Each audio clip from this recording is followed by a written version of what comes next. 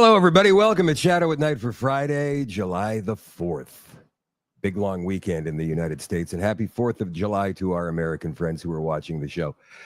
And welcome to the show. We don't usually do a Friday night through the summer because I do like to have a life.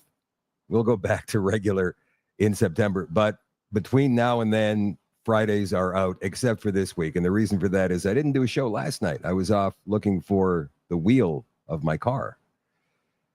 And I'm going to wait for a few seconds to let you guys know what happened yesterday, because right now the stream is kind of light. I'm not expecting a big audience tonight because people aren't used to a Friday show through the summer, and it's Friday night. It's summertime in Canada. People are doing other things, man. And I totally understand it. However, you know, the beauty of a show like this these days is that you can take it with you wherever you go, as long as you're in an area that has any kind of halfway decent Wi-Fi cell reception. You should be okay. Hello to Michael watching in Brampton. Sherry is watching in Winnipeg. Chris Old McDonald is watching from northern New York State. Once again, my friend, happy 4th of July to you. Gloria is watching tonight. She says, yay, didn't think there was going to be a show tonight. Well, here we are. Here we are. Hello, Iris. How are you? Watching from Morden. Stephanie is watching in Delta, British Columbia. Hello, Mireille, watching in Lacombe. Carla in Calgary. Hello, Carolyn in Niagara Falls. Alan's watching in New Brunswick. Vicky is in Nova Scotia. Hello, Roy in Sechelt, British Columbia. Patty and Wayne are watching from Norwich, Ontario, as usual, on X tonight. Don't forget to retweet me, you guys. I know you always do. Tammy is watching tonight from Grand Prairie. Barbara in Nanaimo, British Columbia. And over on Rumble, we've got Esky Dogs and Midnight Oil. Bailey 242424. Patricia El Dupuis is watching in Chestermere, Alberta tonight. Hello, Sapphire Blue. I remember you from Winnipeg. Are you talking to me or somebody in the chat? I don't know. I can never tell. If you're talking to each other, you're talking directly to me. Jimmy James is watching tonight. Esky Dogs as well. Whatever platform you guys happen to be watching on tonight, don't forget to like and especially to share. Get this out to as many people as you possibly can. Couple of announcements before we get into the big stuff tonight. And the big stuff would be, I guess, in America yesterday, the big, beautiful bill passed. Some people are saying, oh my God, this is absolutely amazing. Tax cuts. We're going to invest more in people. We're going to get rid of this. We're going to get rid of that. We're going to defund this. We're going to defund that. We're going to fund this. We're going to fund that. All kinds of moving parts to the big, beautiful bill. We'll go through it in detail for you in just a second. But here's some news for Canadians. If you're planning on going to the United States anytime between now and the end of Trump's term, you can expect to pay more for admission at national parks. He has decided he's going to charge foreign citizens more to enter U.S. national parks than U.S. citizens. And you want to know what? I can't disagree with the man. I can't. Next weekend, not this weekend, I am 99% sure to be, once again, in Edgewood, British Columbia for this. Farm Aid Canada. We're not gonna take it. Join the rebellion to save small farms and free-range living. Farm Aid Canada. Katie on the phone told me today they've got 13 bands lined up, including a couple of very special guests, including Pastor Artur Pawlowski, who's going to do a Sunday morning service. Tamara Lich is going to be there. The lead performer is Blind Joe. Live music, farm tours, local vendors, freedom discussions, whatever you want to talk about. The state of Canada right now. Camping is free with your admission. The mission is, by the way, at Universal Ostrich Farms. You know their situation. They faced an unjust persecution from CFIA government overreach. This festival is more music. It's a movement, more than music. It's a movement. We're standing for farmers' rights, animal dignity. And again, it's next weekend at Universal Ostrich Farm, July 11th through 13th in Edgewood, British Columbia. And the website, if you want to get tickets, is, let me just throw this up here, saveourostriches.com. There it is. Right now, the situation is this. Universal Ostrich Farm is enjoying a 30-day stay from the courts, from CFIA. They're protected for the next, I guess it's going to be the next week and a half. until they go to court. They're going to court in Ottawa. It's the Appeals Court of Canada. It's going to be a one-day affair on July the 15th. Katie and her mom, Karen, are going to that. And if you're in the Ottawa area and you'd like to show your support, get down there. It starts at 9:30 Eastern Time on July the 15th at the Appeals Court of Canada. And then they head back, I think, the next day or the day after. And if we don't know what the ruling, we don't know when the ruling is going to come. It could come that day, I suppose. It could come the day after, because after all, this is an emergency. The CFIA would have you believe, even though it's been how long? 180 days that the ostriches have been happy and healthy and running around their pens on Universal Ostrich Farm. And when I say pen, I want to let you guys know they've got a lot of room to run out there. It's not like some little pen they're trapped and confined in. No, they've got well, you saw the videos that I put up a few weeks ago. Yeah, they've got a lot of space to move around. 398 ostriches. So saveourostriches.com to grab your tickets for the big Farm Aid event next weekend. Not this coming weekend, but next weekend, July 11th at Universal Ostrich Farm in Edgewood, British Columbia. All right. An update from Tamara Lich. By the way, Chris Carbert will be released on bail at some point. It could be anytime between now and July the 15th. We know that he has not yet been released. We're waiting on news for that, and I'll let you know the second we get it. In the meantime, Tamara Lich has posted this on her X as of this morning. She said on the morning of Friday, June 27th, we had a brief speak-to hearing with the judge to confirm the dates for the upcoming sentencing hearing and to advise the judge that I have decided against using Gladue. July 23rd will commence with Her Honor's ruling on Chris Barber's stay of proceedings application. Immediately following this decision, we will use the remainder of the July 23rd date to begin the sentencing hearing, as well as the 24th, with a spillover date held for the 25th, as our hearings tend to take longer than usual. Tamara goes on to say, I know Her Honor is as eager as the rest of us to bring this matter to a conclusion. I'm hopeful we'll have the sentencing by mid to late August. Good Lord. I thought the sentencing hearing, that's where you get the sentence. I guess not. Which would put our mischief trial at 24 months. The Crown is seeking 2 years in a federal penitentiary for each of us and will be arguing a forfeiture order to seize and destroy Big Red, as you know. So there's the update from Tamara Lich. And here's another one. And this is extremely good news from the Justice Center for Constitutional Freedoms. Court compels RCMP and TD Bank to hand over records related to freezing of peaceful protesters' bank accounts. The Justice Center for Constitutional Freedoms announces a judge of the Ontario Court of Justice has ordered the RCMP and TD Bank to produce records relating to the freezing of Mr. Evan Blackman. There he is there. Mr. Evan Blackman's bank accounts during the 2022 Freedom Convoy protest. Mr. Blackman was arrested in downtown Ottawa on February the 18th, 2022, during the federal government's unprecedented use of the Emergencies Act. He was charged with mischief and obstruction, but he was acquitted of these charges at trial on October the 23rd. However, the Crown appealed Mr. Blackman's acquittal in 2024. Of course they did. And a new trial is scheduled to begin August the 14th, like next month. Mr. Blackman is seeking the records concerning the freezing of his bank accounts to support an application under the charter at his upcoming retrial. His lawyers plan to argue that the freezing of his bank accounts was a serious violation of his rights and are asking the court to stay the case accordingly. The freezing of Mr. Blackman's bank accounts was an extreme overreach on the part of the police and the federal government, says constitutional lawyer Chris Fleury. These records will hopefully reveal exactly how and why Mr. Blackman's accounts were frozen. Mr. Blackman agreed, saying, I'm delighted that we'll finally get records that may reveal why my bank accounts were frozen. This ruling marks a significant step in what's believed to be the first criminal case in Canada involving a proposed charter application based on the freezing of personal bank accounts under the Emergencies Act. So that's one we're definitely going to have to stay on top of, you guys. All right, Donald Trump's one big, beautiful bill has passed the House of Representatives. And here I am using Al Jazeera. The vote follows a marathon speech from Democratic leader Hakeem Jeffries, who denounced the bill as reckless. Of course, anything Trump does, no matter if it's awesome, the Democrats are going to have to poo-poo it. They just have to. They have to. After nearly 29 hours of debate, the United States House of Representatives passed the one big, beautiful bill, an enormous tax cut and spending package that represents a pillar of Donald Trump's agenda.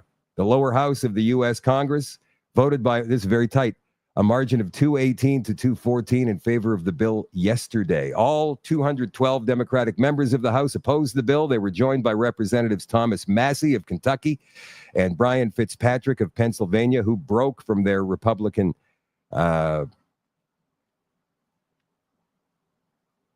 what's the word I'm looking for? It's completely escaping me. Colleagues, of course. No, I'm not losing my marbles. I don't think I'm losing my marbles. After the bill's passage, Speaker of the House Mike Johnson, the top Republican, applauded his fellow party members. I believed in his vision, or this vision. I believed in the group. I believe in America, Johnson said to applause. The bill now heads to the White House for Trump to sign it into law. Well, it did that today, 4th of July. And here is Donald Trump signing the bill.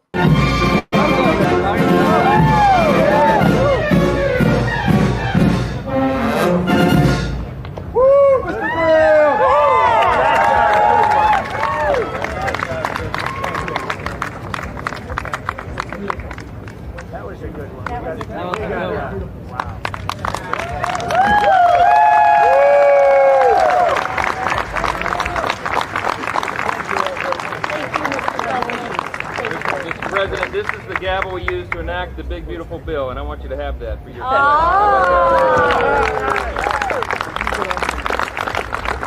Are we ready? We're ready. Are you ready? Good.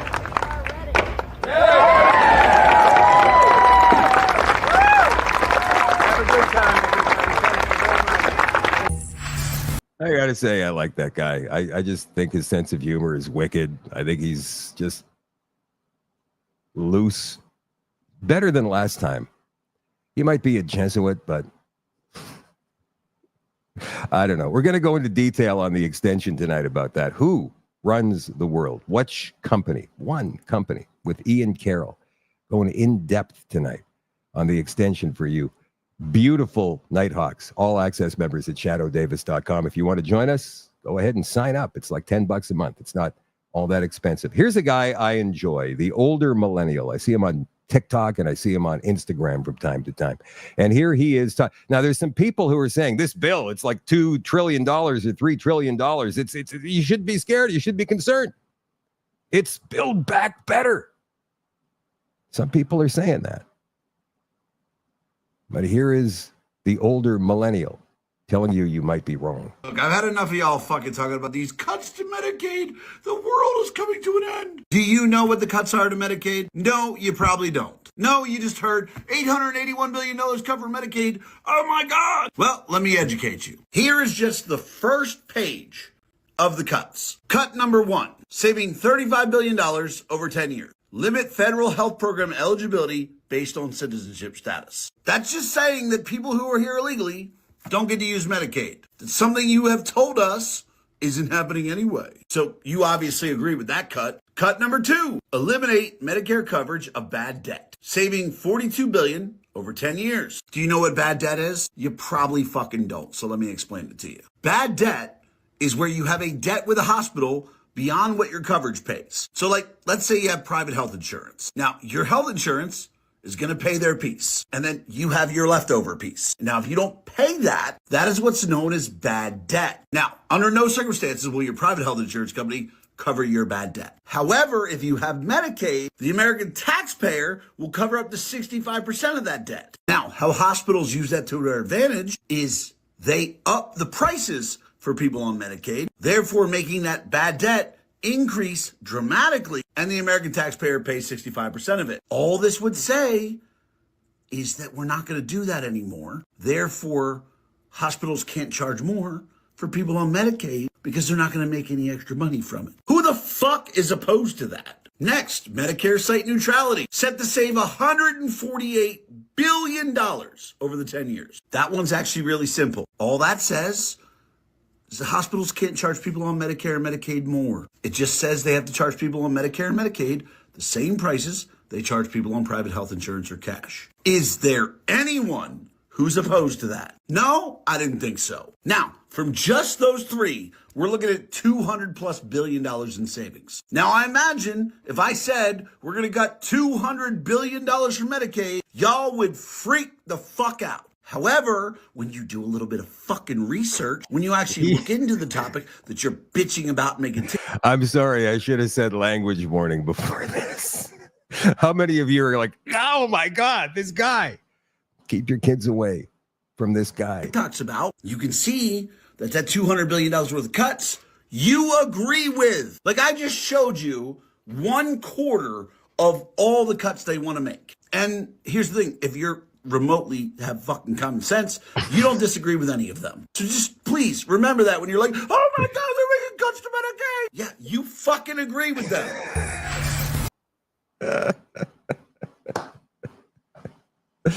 Okay, so Charlie Kirk made this little list here of the advantages, the things that are about to happen with the one big, beautiful bill. Puts America first. I'm so jealous.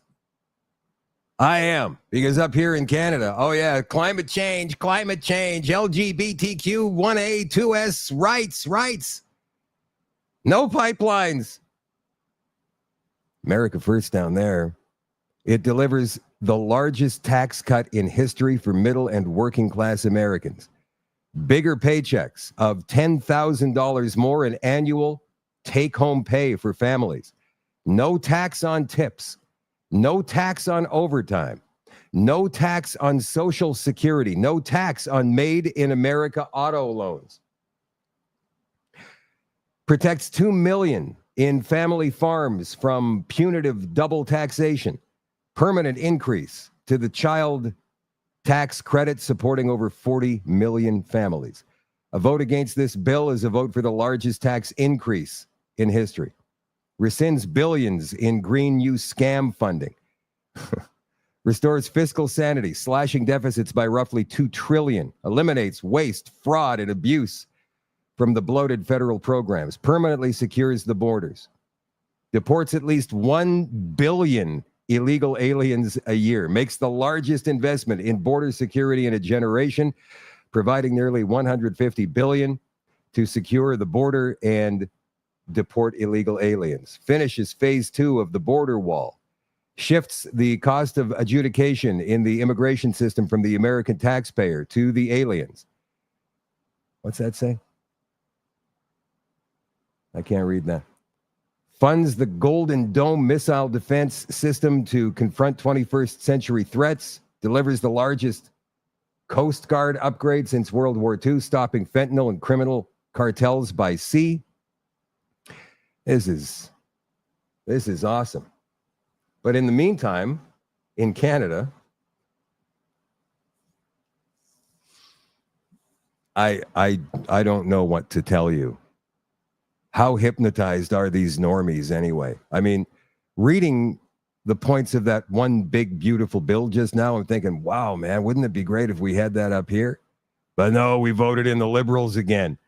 Federal deficit could average $78 billion over 4 years, think tank warns. So what do you think is going to happen to our taxes? Do you think they're going to go down? From the Canadian Press. The C.D. Howe Institute predicts Ottawa's recently announced spending plans, which include a much bigger defense budget, will drive its deficits markedly higher in the coming years. In a new analysis released, I think this was yesterday, the think tank says it expects Canada's deficit to top $92 billion. Okay, that's a 1-year deficit. Our debt, like completely, is about 1.5 trillion right now. So this year's deficit should go higher than $92 billion. given Prime Minister Mark Carney's plan to meet NATO's defense spending target of 2% of GDP. CD Howe says it expects deficit growth to slow after that, but predicts deficits will still average around $78 billion annually over 4 years. Trudeau's deficit was never that high. Now, I'm not giving him credit because he still ran deficits into the 60 billions. But this is outrageous. It's more than double the level forecast by the parliamentary budget officer before the spring federal election. Yeah, you voted for it. Well, not you. Obviously, you did not vote for this. The Liberal government did not publish a spring budget this year. Wonder why. And it said it will instead push the planned fiscal update to the fall. In addition to ramping up defense spending, Carney's Liberals recently pushed forward legislation to accelerate major project development and delivered a 1 percentage point cut to the lowest income tax rate. So you save a couple of dimes, you can rub them together. The C.D. Howe Institute accuses Ottawa of making costly commitments without showing the numbers to Canadians. Meanwhile, in a new report, the Canadian Centre for Policy Alternatives says the cuts to the public service may be deeper than the government is letting on. Now, remember that during the election campaign, they were scaring you. They were saying, Pierre Poilievre is going to cut your job, all you bureaucrats, all you federal bureaucrats. Look out, vote for us. The author of the report and economist at the CCPA, David McDonald, told City News that as the defense spending won't be touched due to the NATO spending target, all other departments will carry a large load of the slashing. You'd be getting to cuts in the neighborhood of 24% of operational expenditures. Most of that would be on personnel. 24%. Now, this is something that I like to hear because our federal bureaucracy and most of the provincial ones too are way overbloated. Way too many people. But Carney said he wasn't going to do that. He was thinking, Poilievre's going to cut your job, not me. And here he is. That level of fiscal slashing is higher than the cuts under the Stephen Harper-led government. McDonald says people will notice the impacts, especially when trying to address issues with taxes or old age security payments. The Harper cuts of the early 2010s were 5 to 10%. The Martin cuts of the mid-1990s were 18.9%. This is going to be 24%. Ian Lee with the Sprott School of Business thinks the federal government should go further and overhaul the country's social assistance programs. Oh. Lee believes people with a lot of money shouldn't have the same access to services as those without. Like what exactly? Medicare? If you make over $100,000, you're paying for your own doctor. We have a reverse Robin Hood social structure in Canada. We've been living in a fool's paradise where we thought we could subsidize just about everything and everybody. That's called communism, my friends. The details of the possible cuts will be released in the federal budget this coming fall. There's going to be some grumbling, but as long as Carney protects the bottom third of Canadian society, I think we can achieve it politically, Lee stated. Yikes. That is absolutely crazy. Oh, getting back to the United States for a second. Canadians, you got to pay more to get into a national park in the United States. If you're planning a trip down there this year, I'm so happy I went to the Grand Canyon like 10 years ago, because if I went now, it cost me no idea exactly how much more he's going to charge. And yes, Canadians are not exempt unless we become the 51st state. I love Canada. They should be the 51st state. I can't do a Donald Trump impersonation. He signed an executive order today investing in this is to Americans, obviously, in our national treasures by increasing fees for foreign tourists visiting our national parks to improve services, access, and affordability for Americans. The order directs the Secretary of the Interior to increase fees only for foreign visitors while making national parks more affordable and enjoyable for American families. The order increases national park access to American families by directing the National Park Service to ensure that U.S. residents receive priority access in any permitting or reservation systems. Let's see. Charging higher entrance fees to foreign tourists is a common policy in national parks through the world that supports both conservation and affordable access to residents. Don't tell you exactly how much more they're going to charge, though. Oh, well. So, yeah, if you are going to the United States, my friends, well, you're going to have to pay more to get to Yosemite. Now, there's still a lot of Americans who feel politically homeless in the United States. And Elon Musk and Donald Trump, as you know, have been having this little spat the last couple of months. And Elon is talking about forming a new political party, something that's more in the middle between the hard right Republicans and the hard left Democrats. It would be called the America Party. Now, if he decides to launch this party, there's a Qantas poll that finds 40% of voters say they're likely to support Musk's America Party. And this poll comes as Musk has threatened to launch his own political party over recent disagreements with the Republicans. Time for a new political party, Musk said. And by the way, Elon tweeted himself earlier today and said 40%, not bad. Time for a new political party that actually cares about the people, he recently said on X, not likely to support 38%. If he gets 40%, that leaves 60% for the Democrats and the Republicans. And I don't see those two parties getting more than 40% of the vote. Wouldn't that be incredibly interesting?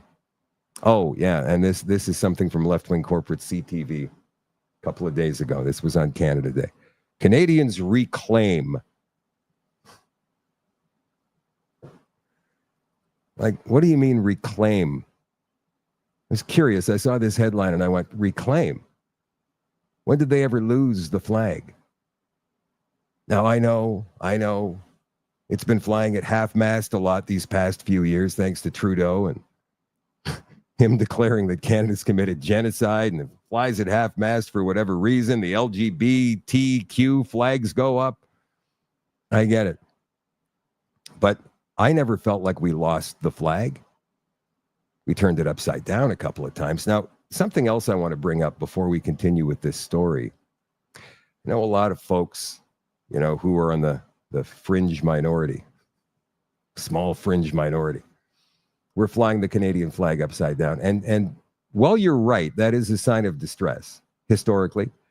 What the Liberals did was they turned that into you dissing the flag, disrespecting Canada and its values and its institutions. Because remember, and if you saw the show highlight I released earlier this morning, I think it was earlier this morning, I'm going to tell you that 70 to 80, maybe even more % of Canadians, they don't know. They have not a clue. Not just about that, but about who Mark Carney is, except to say he's the prime minister. If you asked 70 to 80% of the people of this country, they wouldn't know what he did before becoming the prime minister. I'll bet you any money. I can't say that for certain, but from the normies that I've talked to in the last couple of weeks, I mean, I'm surprised they can get out of bed in the morning and tie their shoes. No, I shouldn't compare them to that, because you can do the day-to-day functions. You can probably cook and clean and tie your shoes and do up your belt and all that stuff. But I don't know how you exist in a bubble, your own personal bubble, and maybe 5 feet around you and maybe your family. How are you supposed to function in society if you don't know what's going on in society? I don't quite understand that. How are you supposed to protect your family and yourself if you don't know what's going on? Because it affects you. It does, right? There's people say, I'm not into politics. I don't care about politics. I don't want to hear about politics. Don't talk about politics at the dinner table. Blah, blah, blah, blah, blah. Well, if you don't talk about it, how are you ever going to learn about it? You got to learn about it, because you might not be into politics, but politics is into you. And with the overreach of the federal government and the provincial governments for the past 5 years, they will come for you at some point. We all know what's going on, but this message right now is addressed to anybody who doesn't quite understand the system yet. You may have cognitive dissonance, clamping you down and looking at me and rolling your eyes and going, this guy is such a conspiracy theorist. He doesn't know what he's talking about. I do. You've got the confirmation bias. Would you argue that Mark Carney is a better prime minister or would make a better prime minister than Pierre Poilievre without actually having facts and what each of those two men ran on during the election campaign? Could you make an argument, factual argument, that tells me that Mark Carney is more qualified to be the prime minister of this country than Pierre Poilievre? Probably not. Did you vote for him? This is the problem. I think what we need, and every other democracy in the world needs, is a system where you're tested. You're tested as a responsible member of society to know what the hell is going on, who these political candidates are, what their party represents, and what they plan to do should they be elected. And if you can't answer these basic questions, you should not be allowed to vote, period. Anyway, you guys, now, and me too, because I was caught up in it, especially during Convoy. We got caught up in symbols, and we got caught up in, standing up for our rights. And of course, we should have. But these little symbolic things like the upside down flag, we gave the Liberals and these completely and totally disengaged, no information voters a reason to lash out at us. And of course, the left-wing corporate media helped their cause, did not help ours, which is interesting because Global News, they've just started a series on vaccine injuries in Canada. I know, right? Like 3 years later, 4 years later, hey, there's been some vaccine injuries in Canada, and we're going to show you the people who are suffering and what the government's doing about it. Seriously? Now? So anyway, Canadians reclaim maple leaf flag amid Trump threats. Reclaim, like we ever lost it. As Canada marks another birthday, a subtle but noticeable shift in patriotism is taking place. One that experts say not just reflects pride, but also complexity, critique, and quiet defiance. Recent political rhetoric from south of the border, including Donald Trump's comments about annexing Canada, has stirred something among Canadians. More flags are flying, locally made goods are being sought out, and some are rethinking travel across the border. Well, there's definitely been a surge of patriotism. Matthew Hayday,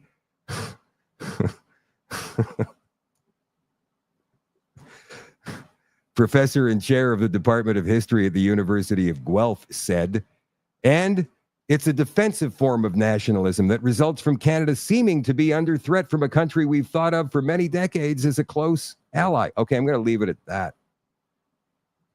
Because, how many times did you hear me say over the course of the last, 6 months, whenever Canada 51st state came up and elbows up and all that stuff, what did I say? Two things that I always said. The one thing was, all right, so if it ever came to a military confrontation, they would slaughter us in hours, not days, hours.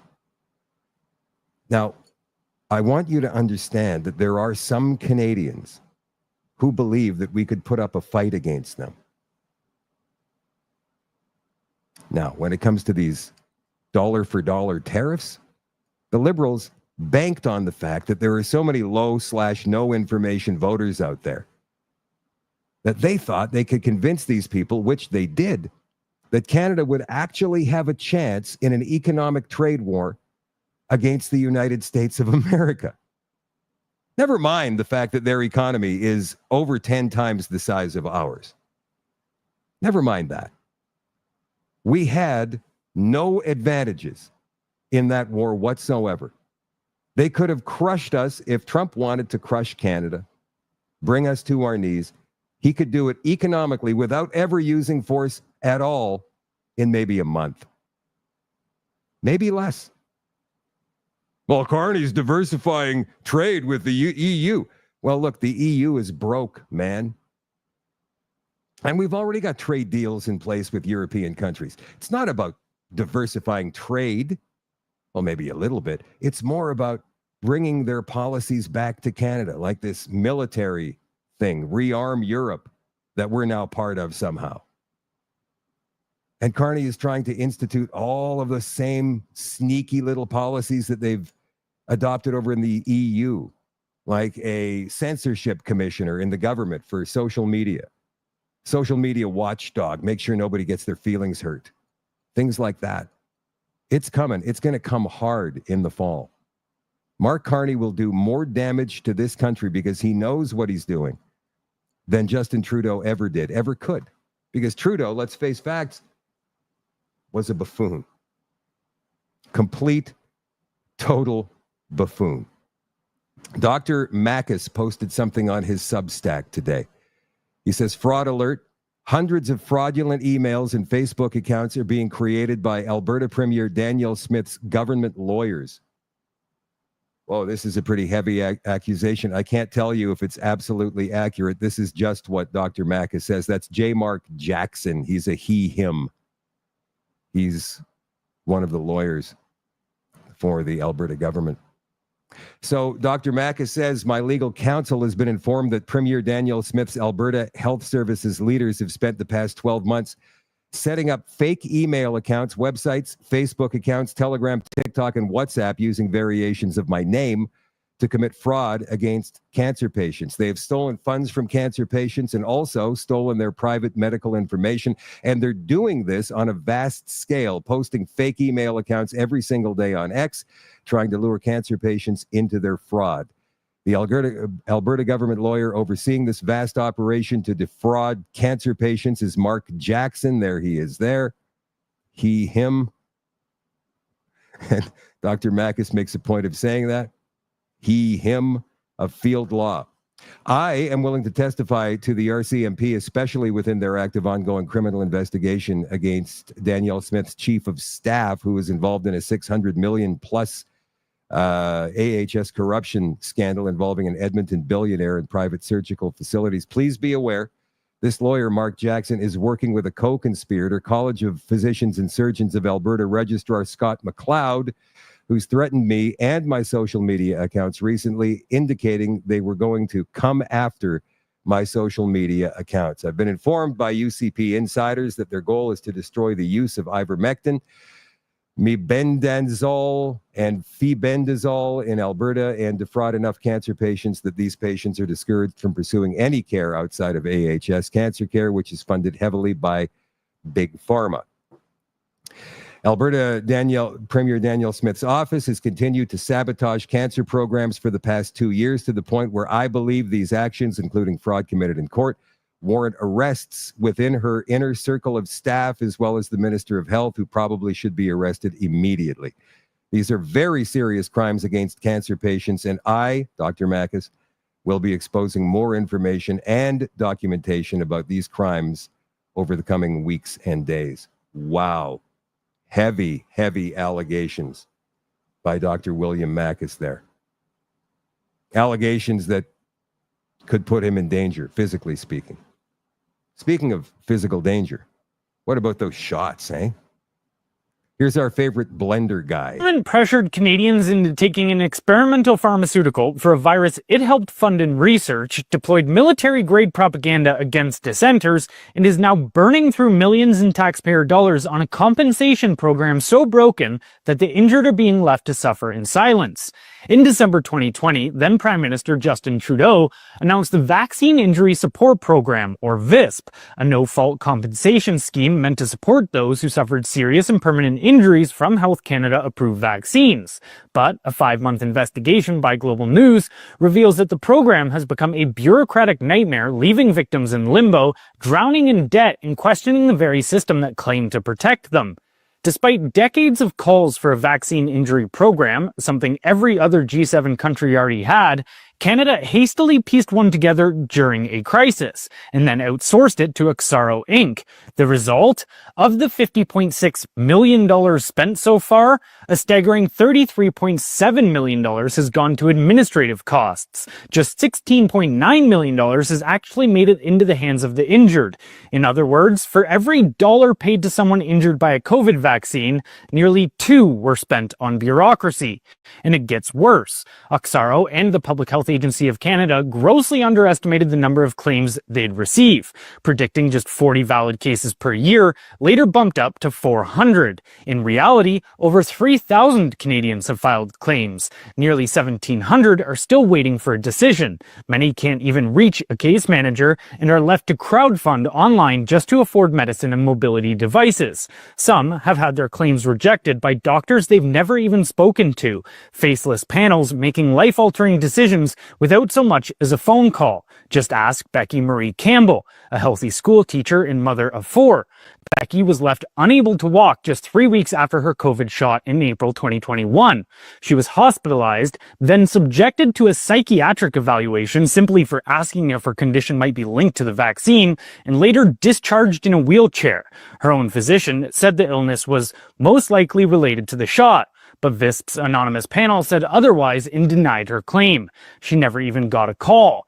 For many like Becky, the money isn't the point, it's the betrayal. Canadians were told this was safe, rare, and necessary. When it wasn't, they were told they'd be supported. Instead, they were ignored, dismissed, and left behind. Hello, Michelle Wharton. Gonna have to get you back on the show. Remember I told you the other night that Theresa Tam, former Chief Medical Officer of Canada, is getting the Order of Canada, the highest honor that any Canadian can have bestowed on them? Here she is. There have been recent reports in Europe of blood clots following vaccination with the AstraZeneca vaccine. Health Canada has been working closely with international regulators to gather and assess the available information, and has determined that the AstraZeneca vaccine has not been associated with an increase in the overall risk of blood clots. Has not been associated with an increase in the overall risk of blood clots. Overall, the benefits of the AstraZeneca COVID-19 vaccine in protecting Canadians from COVID-19 continue to outweigh the risks. In terms of, AstraZeneca, I think what I would say is, first of all, remind everyone that anyone who got the AstraZeneca vaccine did the right thing. Anyone who got the AstraZeneca vaccine did the right thing. Well, the vaccine, I think as all of us are sort of feeling the same way, is that they offer a great deal of hope because they are so effective. So all the vaccines that are being authorized right now, there's 4 and essentially 5 of them if you count as the Serum Institute of India's version of the AstraZeneca vaccine. They're really effective at preventing serious outcomes. They're really effective at preventing serious outcomes. The AstraZeneca COVID vaccine is being withdrawn worldwide after the pharmaceutical giant admitted it causes a rare and dangerous side effect. AstraZeneca admitted the claims in court documents lodged in February. Parent company Vaxzevria has come under intense scrutiny in recent months over a rare side effect which causes blood clots and low blood platelet counts. AstraZeneca told the court that it can, in very rare cases, cause clots in the kidney. You know, Theresa Tam's not the only villain in all of this. I mean, I'm sure in the province that you live, your chief medical officer was just as awful. I know the one in Manitoba was horrendous.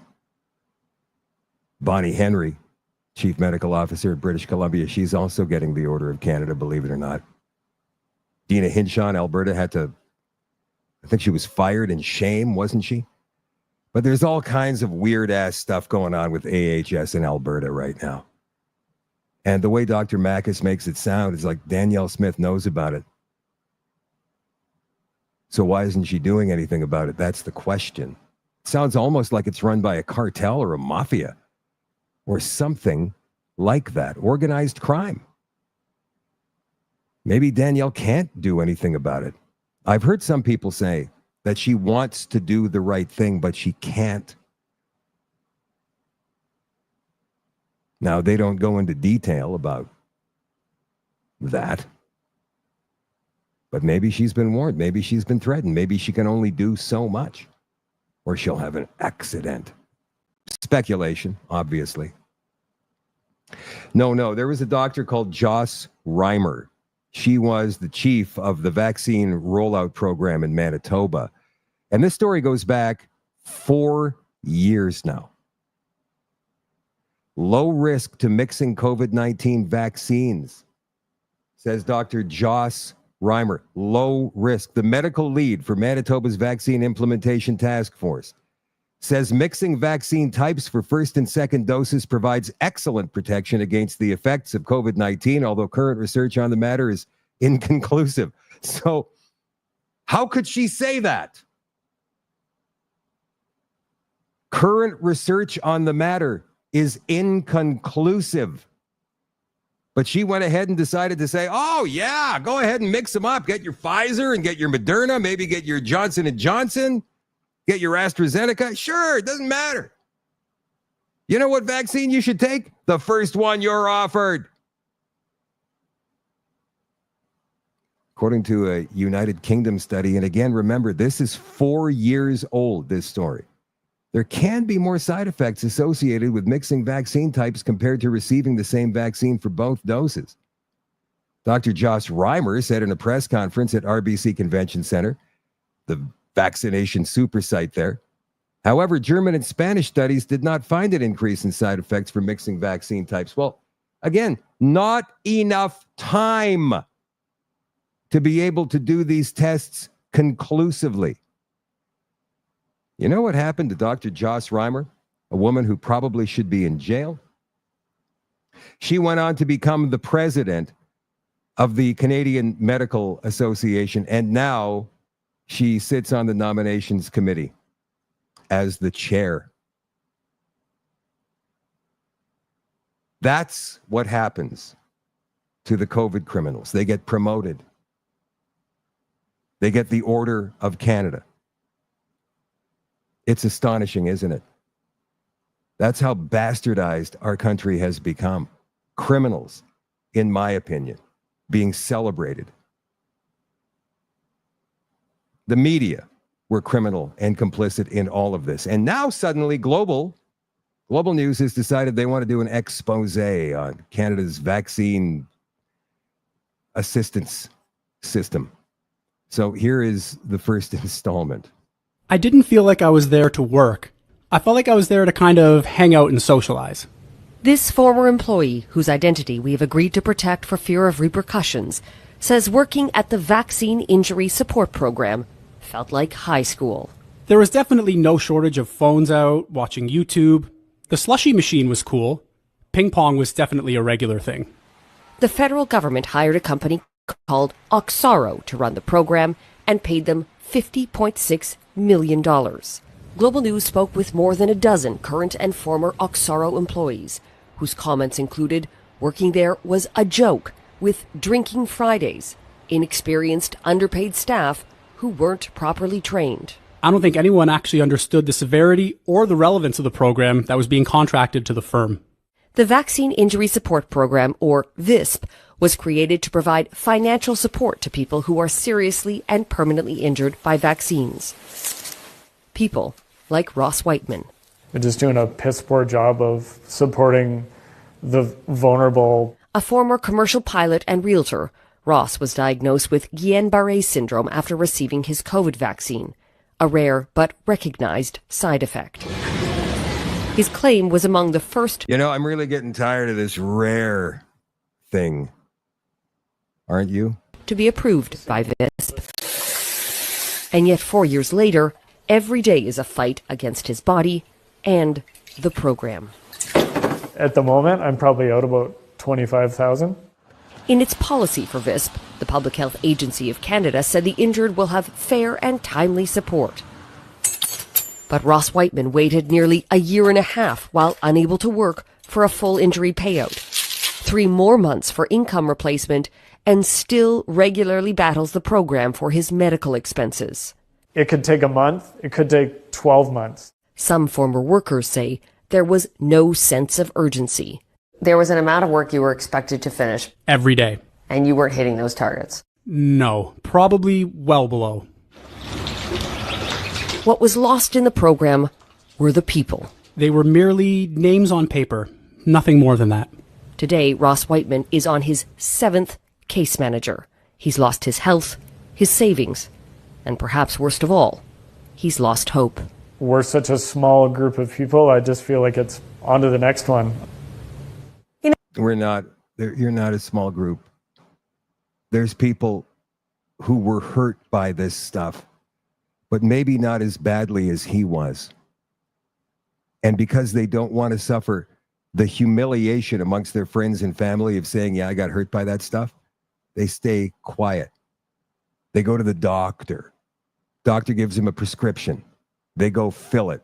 Maybe they get some relief for a week or two, and then the same symptoms crop up again. Was it brought on by the vaccine? Don't be stupid. You know that can't happen. Those kinds of cases are so very rare. In a statement, Oxaro said this is a new program, and it aims to provide a process that ensures all cases are treated fairly and with the same care, respect, and due diligence. It says its timelines depend on each case's nature and complexity. And I have to wonder, that reporter there, I don't know her name, but I have to wonder how she feels doing this expose. She didn't say anything at the time. None of them did. You know how we know that? Because all of the vaccine-injured people who have appeared on this show have told us. Every single one of them. They reached out to the media. They wanted to tell their story at the time. And the media would hang up right in their ear. We've heard from former media that exact thing happened.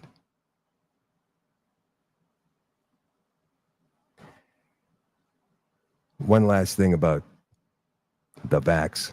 From Time magazine, last May, this is when AstraZeneca declared that they were pulling their product off the shelf worldwide.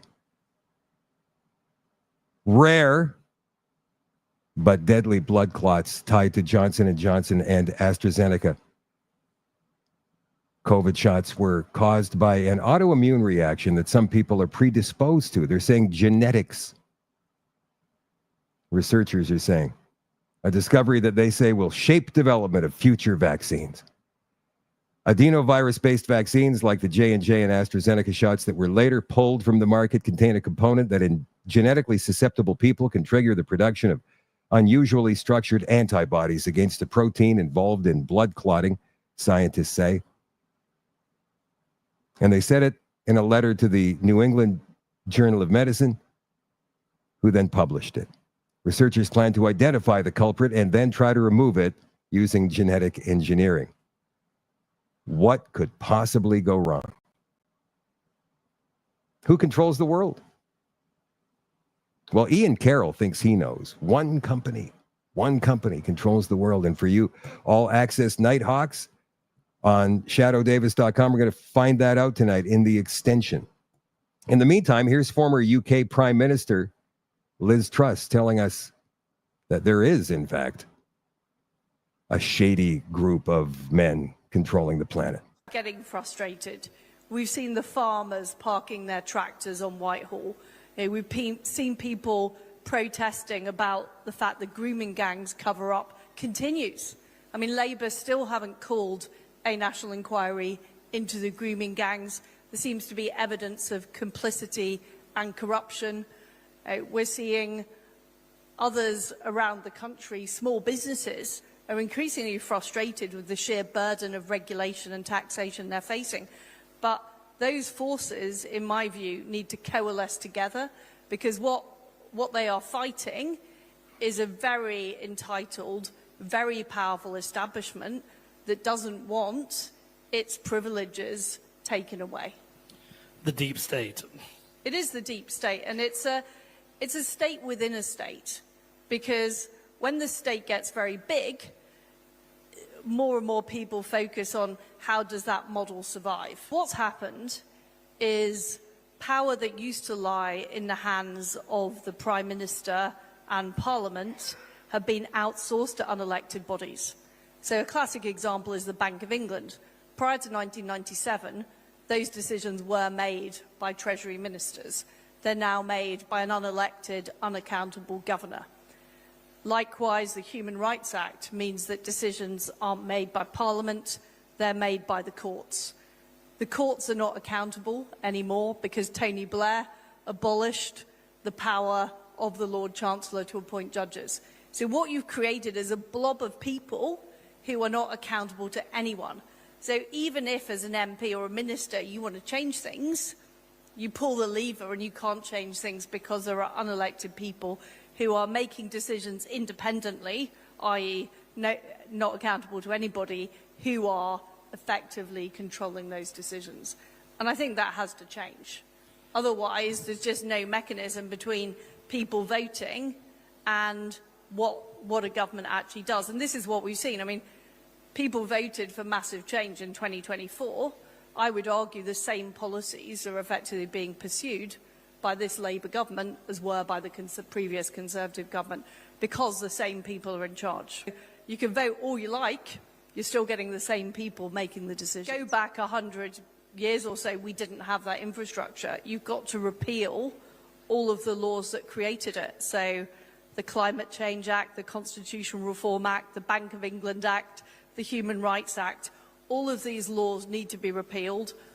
That will abolish the bodies who've been put in place to administer those laws.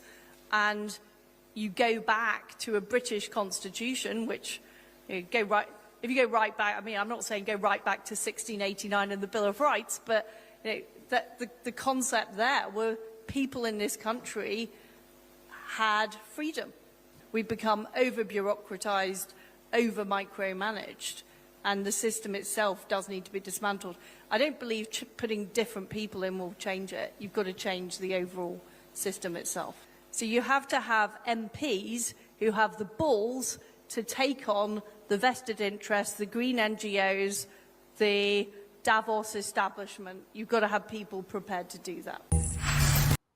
Oh. Every level of government, it's the same thing. There's always, well, I mean, we heard last week from our counselor in Amber in Gibbets, Alberta, that the CAO there pretty much runs the show. The chief administrative officer pretty much runs the show in that town. All of the town councilors take advice or even orders from the CAO. And then, of course, we've heard from Lisa Robinson in Pickering about the CAO there. It's the bureaucrats. Now, who are they taking their orders from? Well, that's interesting, isn't it? The UN? Davos? Or are they just useful idiots adhering to this SDG strategy from the United Nations, the climate agenda, and all of that nonsense? ICLEI. It can be dismantled at the local level. Go join Kickley. Go join Gather 2030 on Substack. That's Maggie Hope Braun's thing. And she is very, very well educated on all of this. And I think that you guys should probably follow her. At the provincial level, it's a different matter. And at the federal level, it's even tougher to get at. But the local level is where it counts the most for us right now. That's the level that we have the most chance of changing. Because if we can do that, then the provinces and the feds will become extremely concerned. That's it for the show tonight. I don't think I told you guys if I found my wheel last night in that 3 or 4 hour search in the bush, getting eaten alive by bugs in the 35-degree heat. I was wearing shorts, got cut up real bad by those branches in there. The answer is no. I did not find the wheel of my car. But we did find out some interesting stuff from some of the people who live up and down Highway 67, because we stopped in and talked to some of them. Hey, did you ever see a wheel? Did a wheel come blasting through your yard? No. You're the guy with the car that was parked on the shoulder of the highway a couple of days ago? Yeah. The one without a wheel? Yeah. You know, there was another car parked about a kilometer further east towards town. Same problem. No wheel. So there were, in fact, 2 people out there looking for wheels. Maybe the other guy found my wheel and just took off with it. I don't know. But 3 hours of searching, no wheel. What are you going to do? The extension is coming up in just a couple of minutes on shadowdavis.com only tonight. It will not be on Telegram. It will be on shadowdavis.com only tonight. But you can still join the Telegram group if you want to, the Shadow at Night community on Telegram. I think there's over 600 people in the group there now. For the rest of you, you have a great weekend, and I will catch you on Monday night at 8 o'clock Central for another episode. I love you all. I appreciate you all, and I will talk to you very soon. Bye for now.